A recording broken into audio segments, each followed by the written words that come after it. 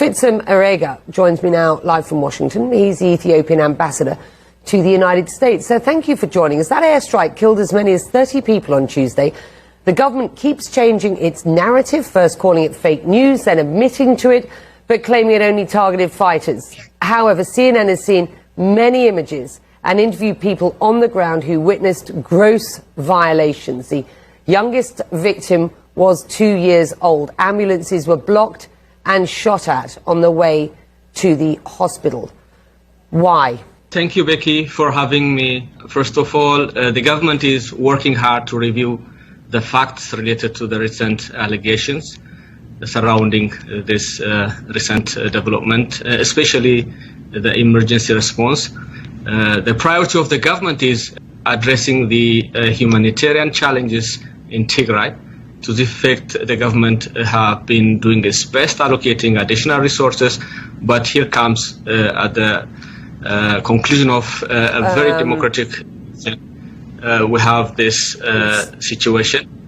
I hear you, Becky. I understand. So let me stop you there, because all the reports that we get and the work that we have done on the ground suggests that the Ethiopian government is not doing its best to allow in humanitarian aid into an area of conflict that the Ethiopian government has created. So there are two issues here.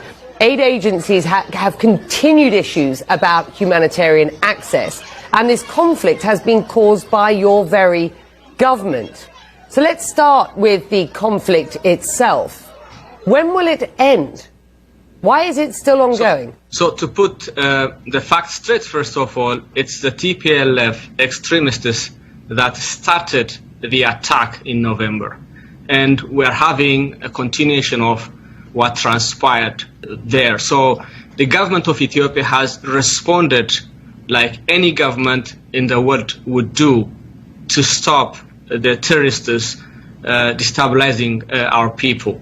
So the recent attack also is a continuation of the terrorists, and the government is doing its best. On one hand, providing the humanitarian needs, helping the partners on the ground that are helping us to provide food and shelter and other support. By the way, we appreciate the international community, especially the US and the WFP on this regard, and others. The government is also responding to its best, despite the allegations and disinformation. So you are once again suggesting fake news. Can I stop you? Because we've been covering this story now since November. It's so important for the people of Tigray and the wider population in what is the second most populous country in Africa that we get the facts straight. The Senate passed a resolution demanding that the Eritreans withdraw from Ethiopia. Have they done that, sir? Previously responded to that reporting that